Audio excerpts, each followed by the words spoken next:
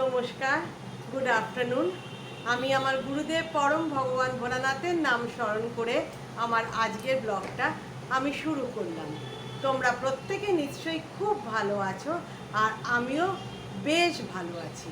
আবার আমি সেই পুরনো পজিশানে, পুরনো জায়গায়, পুরনো রূপে ফিরে এলাম। কদিন আমি বেড়াতে গেছিলাম, বলেই গেছিলাম আন্দামানে। কোথায় যাচ্ছি সেটা বলিনি বটে, কিন্তু পরে জানতে তোমরা পেরেছো আমি আন্দামান বেরিয়ে এলাম। তো সেখানকার ভিডিওস আমি শেয়ার করেছি, শর্টসেও কিছু কিছু দিয়েছি। তো তোমরা যারা যারা দেখোনি তারা প্লিজ দেখো, আর দেখলে তোমাদেরও একটা আইডিয়া হবে, যারা যারা বেড়াতে যাওনি তাদের একটা আইডিয়া হবে। আর আর একটা কথা যেটা প্রথমেই বলে রাখি, মানে আমি বলে থাকি, যে যারা যারা আমার চ্যানেলটিকে সাবস্ক্রাইব করেছো তাদের অসংখ্য ধন্যবাদ। তাদের মানে অবদান আমি কোনো দিন মানে শোধ করতে পারবো না আমার জীবন দিয়েও। তোমরা যে আমার কথা শুনে একটু নিশ্চয়ই ভালো লেগেছে বলেই তো আমার পাশে এসে দাঁড়িয়েছো। আর যারা যারা এখনও সাবস্ক্রাইব করে উঠতে পারোনি, প্লিজ আমার চ্যানেলটিকে সাবস্ক্রাইব করো। আমার পুরনো চ্যানেলটা তো ডিলিট হয়ে যাওয়াতে আমি খুব মনোকষ্টে ভুগছিলাম। তবে আবার পরমগুরুর দয়ায় উঠে দাঁড়িয়েছি। তবে দুঃখ তো একটা মনে থেকে গেছে, ওখানে তো অনেক সাবস্ক্রাইবার আমার হয়ে গেছিলো, এখনকার থেকে অনেক বেশি। তা তা প্লিজ তোমরা ফিরে এসো, এবং তোমাদের কাছ থেকে আমি একটা গিফট চাইছি। সেই গিফটটা হলো সামনের জুলাই মাসে 7ই জুলাই আমার জন্মদিন। তো ওই জন্মদিনের মধ্যে তোমরা অ্যাটলিস্ট 1K আমাকে করে দাও গো। অন্তত 1000 জন, 1000 জন সাবস্ক্রাইবার যেন আমার হয়ে যায়। তোমরা পাশে এসে প্লিজ দাঁড়াও। এবং একজন বয়স্ক মহিলা, মধ্যবয়স্ক মহিলা তোমাদের কাছে অনুরোধ প্লিজ ফেলো না গো তোমরা। তো আজ যদি আমার চ্যানেলটিকে তোমাদের আমার কথাগুলো তোমাদের ভালো লাগে, তাহলে নিশ্চয়ই লাইক করো, কমেন্ট করো। আমার যখন পুরনো চ্যানেলটা ছিল আমি যেন প্রত্যেকের কমেন্টের উত্তর দিতাম। আমার খুব ভালো লাগতো যে আমার চ্যানেলও কেউ দেখছে। তা আর আমার কোনো মেকি জিনিস নেই, কোনো বানিয়ে বলার কিছু নেই। আমার জীবনে যেগুলো ঘটে গেছে, আমার নিজের চোখে দেখা, কানে শোনা, নিজে উপলব্ধি করা, সেইগুলোই তোমাদের কাছে আমি গল্প করে জানাই। এর মধ্যে কোনো কৃত্রিমতা নেই, কোনো মিথ্যে কথা নেই। তাই জন্য আমি বলছি, প্লিজ তোমরা এসে আমার হাতটা শক্ত করে ধরো, আমাকে ভালোবাসা দাও। আর কি বলবো বলো, ভালো থেকো তোমরা প্রত্যেকে। তো আজকে আমার যেটা বক্তব্য সেটা তোমাদের কাছে আমি তুলে ধরছি, শোনো। আমি আগে অনেকবার জানিয়েছি যে আমি এলগিন রোডের একটি মিশনারি স্কুল না, কনভেন্ট স্কুলে পড়তাম। অবভিয়াসলি ওটা মিশনারি স্কুলও, কনভেন্ট স্কুলে পড়তাম, সেন্ট জনস ডায়োসিস। তো সেই স্কুল থেকে পাস আউট করার পর 1987-এ আমি পাশ করেছি। 1987 সালে স্কুল থেকে বেরিয়েছি। তারপর আমি গোখেল মেমোরিয়ালস গার্ল কলেজে আমি ভর্তি হয়েছিলাম পলিটিক্যাল সায়েন্স অনার্স নিয়ে। তো ভর্তি হওয়ার পর প্রথম দিনের জার্নির কথা আমি বলবো, এবং তার সঙ্গে রিলেটেড আজকের গল্পটা তো আছে। তো প্রথম দিন যখন আমি বাসে উঠলাম, আমাদের বাড়ি থেকে এন্টালি মার্কেটের এরিয়াতে তো আমার বাড়ি, বাপের বাড়ি ছিল। তো তখন তো আমার বিয়ে হয়নি, তো আমি বাপের বাড়িতেই থাকবো, আমি বাপের বাড়িতেই তো থাকবো। তো ওখান থেকে 230 3D/1 আর S22 বলে একটা বাস তখন ছিল, কমলা রঙের বাস। আর ওই দু চারটে বাস আমাদের ওই নন্দন, সবাই চেনে নন্দন বা ভিক্টোরিয়া মেমোরিয়াল, ওই দিকটা সব যেত, ওইদিকে যেত। আমাদের কলেজটা তো ওইদিকেই, নন্দন স্টপেজেই নামতে হতো আমাদের। ঠিক পিজি হসপিটালের মেন গেটের উল্টো দিকে ছিল আমাদের কলেজটা। তো প্রথম দিন আমার মনে আছে আমি 230 বাসে উঠেছিলাম, এবং তখন এত বাস, এক একটা রুটে কিন্তু এত বাস ছিল না, বা এত সুখ সুবিধে ছিল না। তখন কিছু ওই দু একটা বাসই এক একটা এরিয়াতে যেত, তার ফলে বাসে খুব ভিড় হতো। তো আমি যখন উঠেছি তখন বেশ ভিড় ছিল।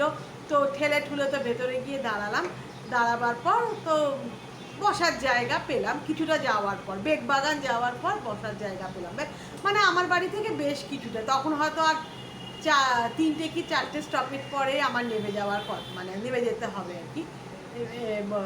এই করলাম, তো পাশেই আমার একটি মেয়ে বসেছিল, আমারই বয়সী একটি মেয়ে, খুব সুন্দর, মানে খুব সুন্দরী, মানে যার মানে যে কেউ মানুষ যারা বাসে আছে প্রত্যেকেরই আমি দেখলাম, বিশেষ করে পুরুষ মানুষদের তার দিকে দৃষ্টি আছে।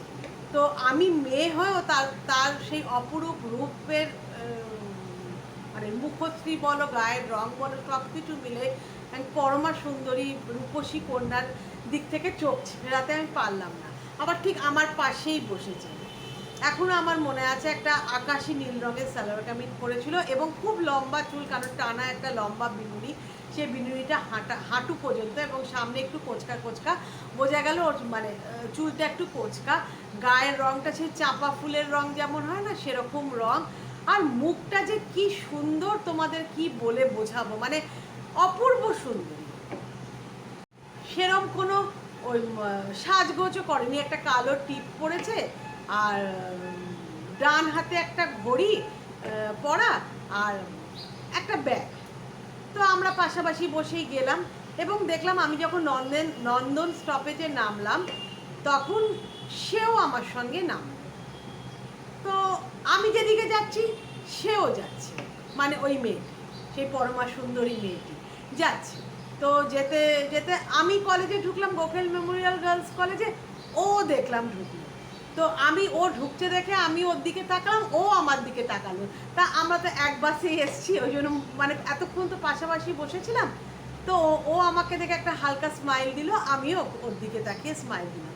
তারপরে মাঠে দাঁড়াতে বললো, কার কি অনার্স কি ব্যাপার, যারা পাস কোর্স তারা একদিকে দাঁড়াও, আর যারা যারা মানে ধরো আমি পলিটিক্যাল সায়েন্স অনার্স, যারা যারা পলিটিক্যাল সায়েন্স অনার্স এক জায়গায় দাঁড়াও, মানে এরকম হিস্ট্রি অনার্স যারা ইংরেজি অনার্স দাঁড়াও, ওদের মানে রিট মানে এতে দিয়ে দেবে, একটা লিস্ট দিয়ে দেবে যেখানে কোন ঘরে তোমাদের অনার্স ক্লাসগুলো হবে, রুটিন টাইপের দিয়ে দেবে। তো সেই মতো আমরা দাঁড়ালাম। তখন আমি লক্ষ্য করছি ওই মেয়েটা কিন্তু যারা পাস কোর্সে পড়বে সেই লাইনে দাঁড়ানো, তার মানে ওর অনার্স না। তা এই নিয়ে আমার তো হয়ে গেছে, তা আমি তো করে টোরে বাড়ি ফিরে এলাম। বাড়ি ফিরে এলে আবার ঠিক পরের দিন দেখি একই বাসে ও আবার বসে আছে। তো আমি উঠে জায়গা পেলাম কিনা জানি না, তো মানে এত কথা তো, এত বছর আগেকার কথা তো মনে রাখা সম্ভব না। তো বসলাম, তো হাসলো। তখন আমি বললাম, তুমিও তো গোখেলে পড়ো, কালকে তোমাকে দেখলাম, তো তুমি কোথায় থাকো আমি বললাম। তখন ও বললো আমি মৌলানিতে থাকি।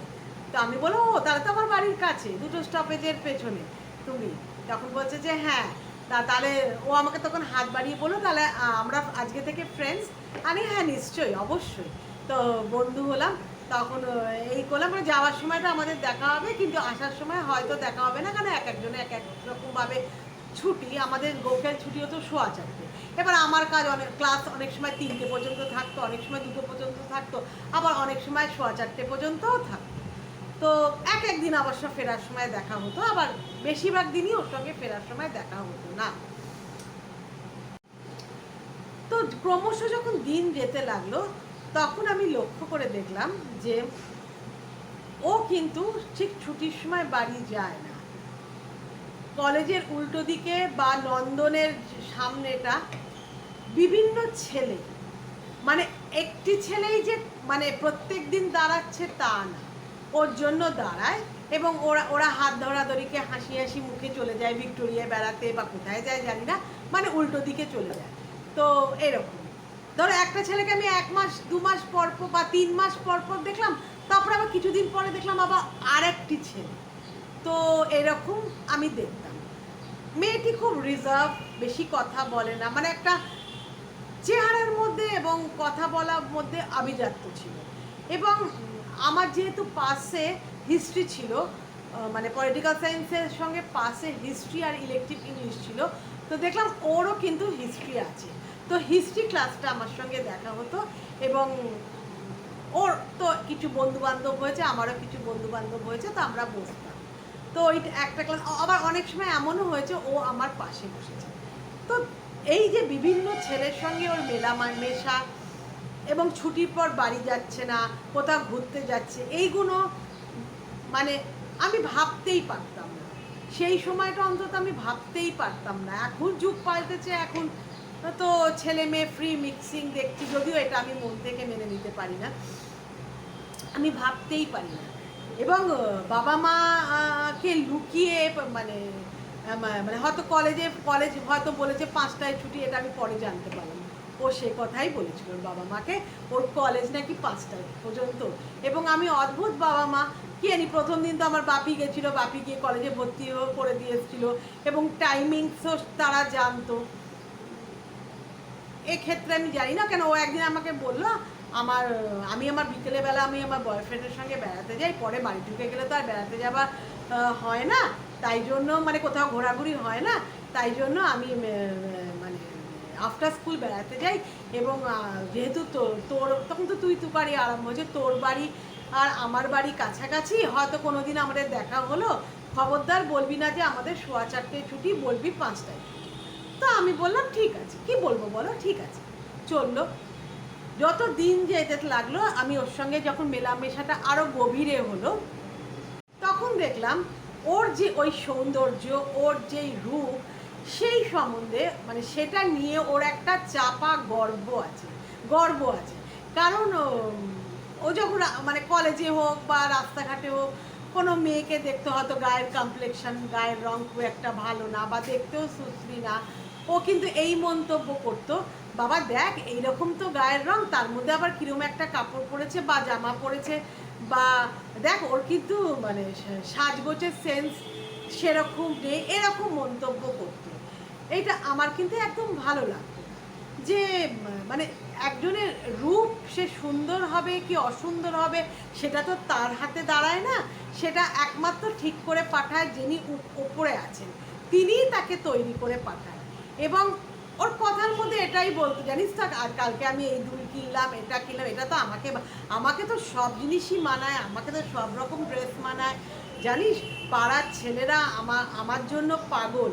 এবং আমি যত দিন যাচ্ছে তত আমি বললাম তোর তো তাহলে বয়ফ্রেন্ড যে আছে, এখন তো আবার আরেকজনের সঙ্গে দেখি তোকে।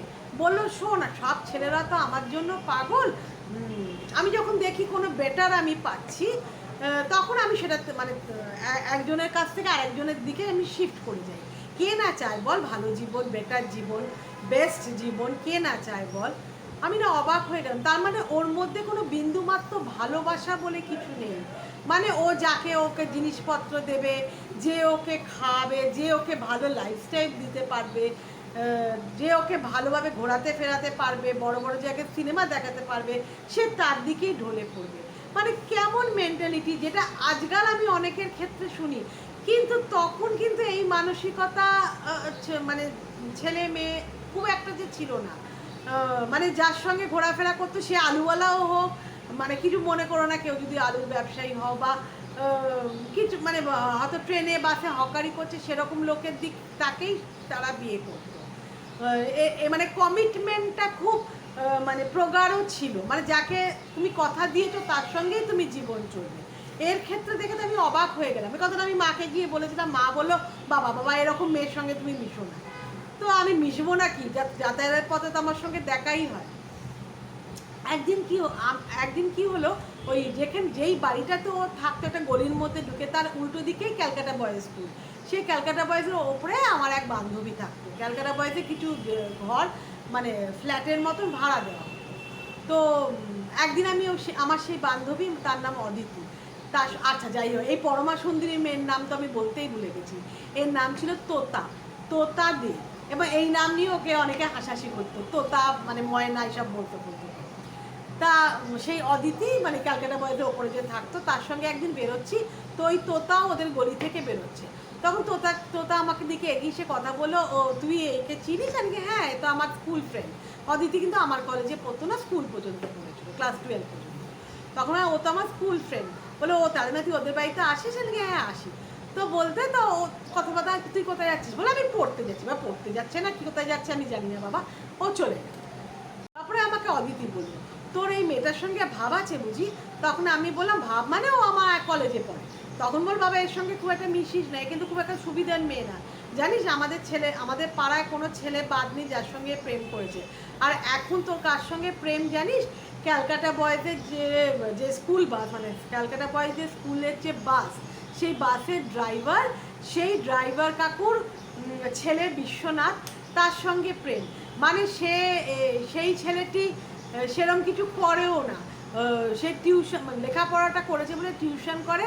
এবার সে যেহেতু তাকে গিফটস দেয়, ভালো জায়গায় গিয়ে খাওয়ায়, এবার তার দিকে মানে সে কি বলবো, মানে রাস্তাঘাটেরও মানে নিম্ন শ্রেণীর পুরুষদেরও সে ছাড়ে না। মানে এটা ওর ডিজিজ, আমি এখন মনে হচ্ছে এটা ওর কোনো রোগ। এখন তো ওর সঙ্গে ঘোরাঘুরি করছে, ওর নাম হলো বিশ্বনাথ। তখন আমি বললাম যে ও আচ্ছা, আমি তো এটা আগে থেকেই জানি, বলে তুই কিন্তু এর সঙ্গে খুব একটা মেলামেশা করিস না। তো এরকম করতে করতে দুর্গা পুজো এলো, মানে ওই যে বছর আমরা কলেজে গেছি সে বছর দুর্গা পুজো এলো। তো তোতা আমাকে একদিন বললো যে এই শোন, তুই দুর্গা পুজোর সময় বন্ধুদের সঙ্গে বেড়াস। আমার বন্ধু বলতে এই অদিতির বোন আর অদিতি আর এক মাস্ততো বোন, এরাই আমরা একসঙ্গে বেরোই সকালটা, আর বিকেলে আমি ওর মায়ের সঙ্গে বেরোই। তখন বললো আচ্ছা তুই যেদিনকে বেরোবি, কবে বেরোবি রে, আমি এত ঠিক করিনি, তো যেদিনকে বেরোবি তুই একটা কাজ করতে পারবি, তুই আমার বাড়িতে এসে, তখন আমাকে বাড়িটা চিনিয়ে দিল, বাড়িতে এসে আমার মাকে বলতে পারবি যে মাসিমা আজকে তোতা আমাদের সঙ্গে বেড়াতে যাবে। তো আমি বললাম আচ্ছা, আমি বোকার মতন আচ্ছা বললাম, বলাটা আমার উচিত হয়নি, কারণ এর জন্য আমাকে অদিতিরা খুব বকাঝকা করেছিল।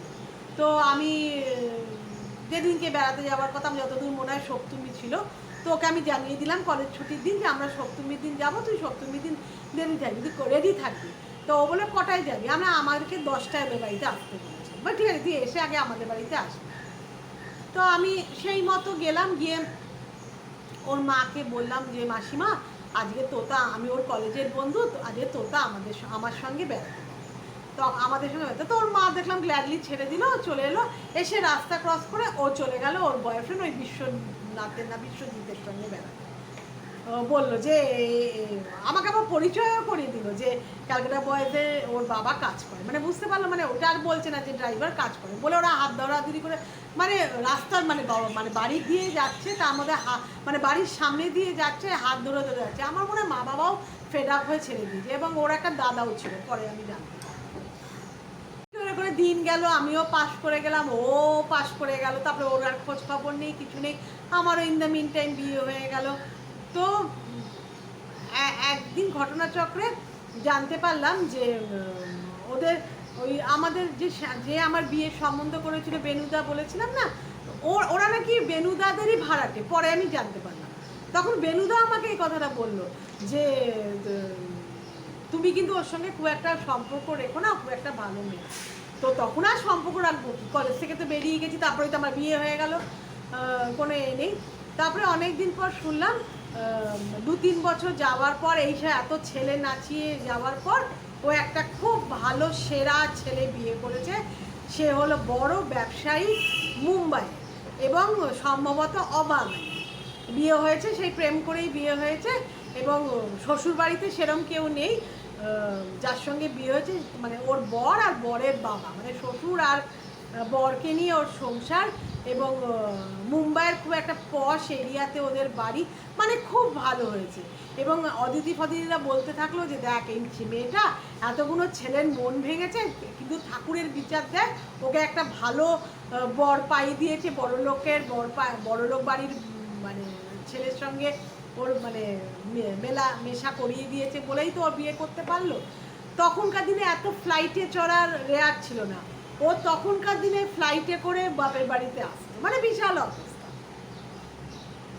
এই করে করে তবে শুনলাম নাকি, এইসব শোনা কথা, আমার বন্ধুদের কাছ থেকে শোনার কথা, যে ওর পরবর্তীকালে একটা ছেলেও হয়েছে, ওখানে ও ড্রাইভিং শিখেছে, নিজে ড্রাইভ করে তার ছেলেকে স্কুলে দিয়ে আসে। কিন্তু একটা কথা আছে না বাংলায়, স্বভাব যায় না মোলে, ঠিক তাই ওখানে গিয়েও তার বরের নানা রকম ব্যবসায়িক বন্ধুদের সঙ্গে তার মেলামেশা, এবং মেলামেশা বলতে কি বোঝাতে চাইছো, এটা প্রেমের মধ্যে শুধু আটকানো না, দেহজ মেলামেশাও, সেটাও আমি শুনলাম। ওর আশেপাশে না অনেকে থাকতো যারা আমার চেনা জানা। তো ওই যে বলেছিলাম না রূপের গুমর, রূপ তো তোমাকে ঠাকুর দিয়েছে, এবং রূপ কেন, তোমার অর্থের গুমরও মানে এই তোমার অর্থ, রূপ, প্রতিপত্তি কিছু নেই, তোমার গর্ব করা উচিত না। সবই তোমার কপালে লেখা লেখা আছে বলে হয়েছে, এবং সবই ঈশ্বরের দান বা ঈশ্বরের কৃপা। কিন্তু তুমি অহংকার করে মানে কাউকে নিচু করবে, দেখাবো এটা তোমাকে মানাচ্ছে না, তোমার ড্রেসিং সেন্স নেই, এটাও তো ঠাকুর মেনে নেবে না। তো কি হলো শোনো, ওর একদিন বেরিয়েছিল, কি করতে বেরিয়েছিল জানি না, অত ভালো ড্রাইভিং জানে, মুম্বাইয়ের মতন রাস্তায় সে ড্রাইভ করে বেড়ায়, সেই তো তার গাড়ি উল্টে গেল, অ্যাক্সিডেন্ট হলো বলতে, এবং গাড়িটাতে আগুন জ্বলে গেল এবং আগুন ধরে গিয়ে ওর দেহ পুড়ে গেল। মানে ঠাকুরের মার, বড় মার, ওর অত রূপ পুড়ে গেল, কিন্তু ও মরল না। দেখো, ও অ্যাক্সিডেন্টে পুড়ে মরে যেতেই পারতো, লেটা চুকে যেত না, সেটা হলো ওর সেই রূপ নিয়ে, মানে ওই পোড়া রূপ নিয়ে ও বেঁচে হসপিটাল থেকে বাড়ি ফিরে এলো। এবং যা হয়, যেহেতু ওদের মানে তখনকার দিনেই কোটি কোটি কোটি কোটি টাকার মালিক ওর বর এবং শ্বশুর, যতদূর মনে ওদের গার্মেন্টসের ব্যবসা ছিল, মানে জামা কাপড়, এবং ওইগুলো রপ্তানি হতো বিদেশে, মানে ফ্যাক্টরিও ছিল প্লাস শোরুমও ছিল, এটা আমি শুনেছি। ওকে বিদেশে নিয়ে যাওয়া হলো, বিদেশে নিয়ে গিয়ে ওর প্লাস্টিক সার্জারি বা কি কসমেটিক সার্জারি যা বলে ওইসব করে ওর মুখের কিছুটা জায়গা চেঞ্জ করা হলো, কিন্তু সব দাগ নাকি মেলায়নি। এবং কারণ ও বলেছিল আমার মুখটা এরকমই থাকতে হবে, তো সেটা করতে গিয়ে কিছু স্কার্স থেকে গেছিলো, কারণ পরবর্তীকালে ওর সঙ্গে আমার দেখা হয়েছিল তারও অনেক দিন পর। তো এতদিনে আমার মেয়ে হয়ে গেছে, আমিও ব্যস্ত হয়ে পড়েছি, ওসব ব্যাপার তো ভুলেই গেছি, অ্যাক্সিডেন্ট ভুলেই গেছি। তো একদিন আমি আমার বন্ধুদের সঙ্গে ওই এতে দেখবে ক্যামাক স্ট্রিটে একটা হলদিরাম আছে না, আমার বন্ধুদের সঙ্গে আমি ওখানে খেতে গেছিলাম।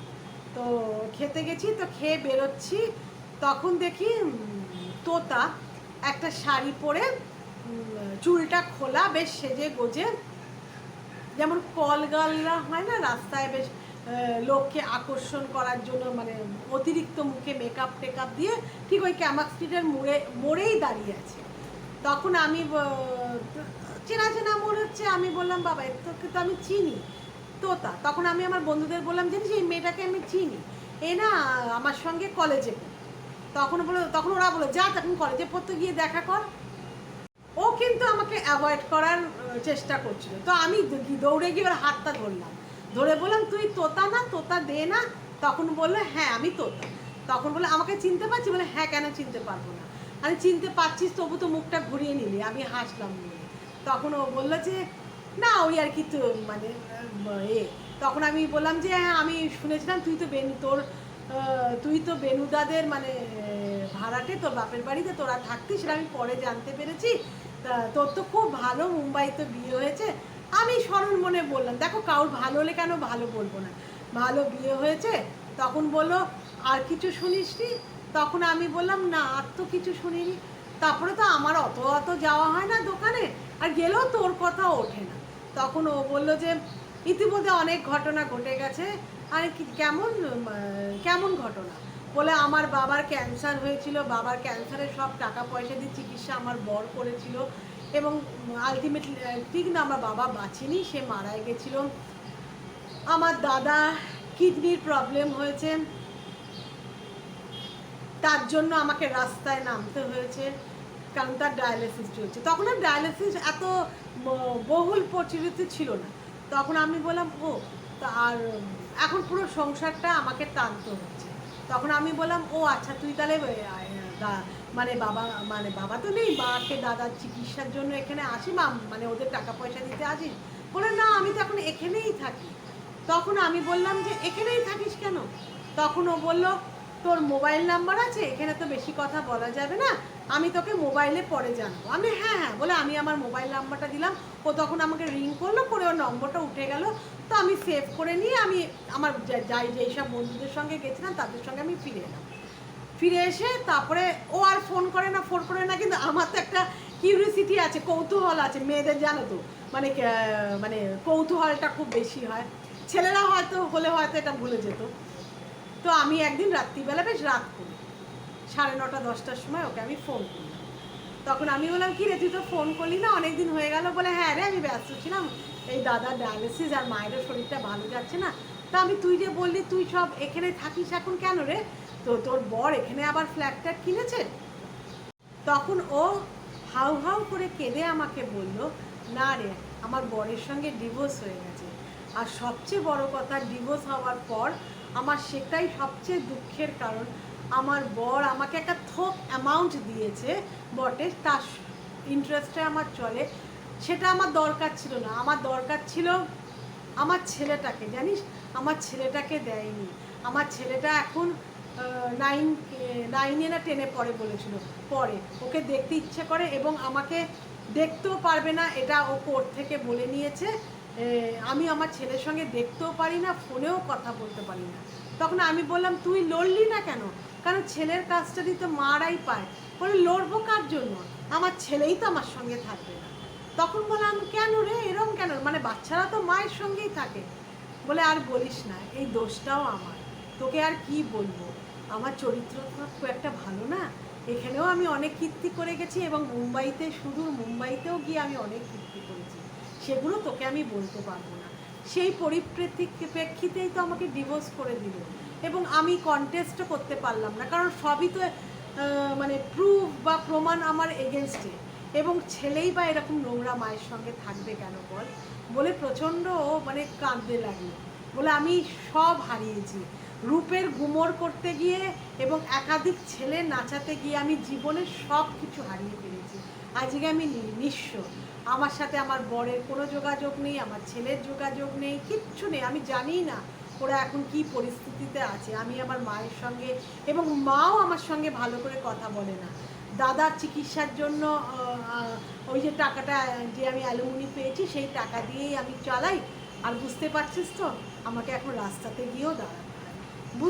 বুঝতে পারছো, তোমরাও বুঝতে পারছো রাস্তায় দাঁড়ানোটা কি ব্যাপার। মানে এখন তো ওর হাই টাইপের লিভিংয়ে অভ্যস্ত হয়ে গেছে। ও তো এখন ওই দামি দামি মেকআপ, দামি দামি জামা কাপড়, সেগুলো তো ওই সুদের টাকায় বা ইন্টারেস্টের টাকায় হবে না। তার মধ্যে তো মায়ের দায়িত্ব, দাদার ডায়ালিসিসের দায়িত্ব, এখন ওকে রাস্তায় দাঁড়াতে হয়েছে। তো ওই একবারই আমি ফোন করেছি, আর আমি কিন্তু ফোন করি। ওই জন্য এর কাছ থেকে তোমরা কি শিক্ষা পেলে বলো তো? রূপের গুমর কখনো করো না, তাতে তোমার কিন্তু শিকি ভাগও কোনো হাত নেই। তোমার গায়ের রং ফর্সা তো কি হয়েছে, মনটা ফর্সা হলেই হলো। আর দ্বিতীয় কথা হলো, এর মধ্যে তোমার তো কোনো কৃতিত্ব নেই, তোমার কোনো ক্রেডিট নেই, তোমাকে ওপরওয়ালা যেমন করে পাঠিয়েছে। ওই জন্য অর্থ, রূপ, যৌবন কিছু নেই। তোমরা কখনো গুমর করো না, কখনো গর্ব করো না। এইটাই আমার বলার বক্তব্য, এবং এটাই এই আজকের আমার যে গল্পটি বললাম, সত্যি কথাটি ঘটনাটি বললাম, এর থেকে এটাই শেখা যায়। তো তোমাদের কেমন লাগলো আজকে আমার এই উপস্থাপনাটা প্লিজ জানিও। এবং তোমরাও কেউ কিন্তু নিজেদের নিয়ে গর্ব করো না। মানুষ কদিন বাঁচে বলো, হেসে খেলে আনন্দে করে মনের আনন্দে থাকো এবং চরিত্রটা কিন্তু ঠিকঠাক রেখো। দেখবে টাকা পয়সা চলে গেলে সেই টাকা পয়সা তুমি অবশ্য ভবিষ্যতে ফেরত পাবে। হ্যাঁ, তখন চলে গেলে পরে নিশ্চয়ই তোমার কষ্ট হবে। এই যে আমার চ্যানেলটা ডিলিট হয়ে গেল, আমার কি কষ্ট হলো? হয়নি, প্রচণ্ড কষ্ট হয়েছে। আমি সে রাত্রে ঘুমোতে পারি না, চোখ দিয়ে আমার জল পড়েছে। কিন্তু আবার তো আমি চ্যানেল খুলে তোমাদের সঙ্গে আমি সামনে বসেছি। অর্থ আর যাই চলে যাক না কেন, সব তুমি ফেরত পাবে তোমার পরিশ্রমের দ্বারা। কিন্তু তোমার চরিত্র যদি চলে যায়, সেটা কিন্তু তোমরা কোনো দিন ফিরে পাবে না। কেমন? ভালো থেকো, bye. Thank you so much.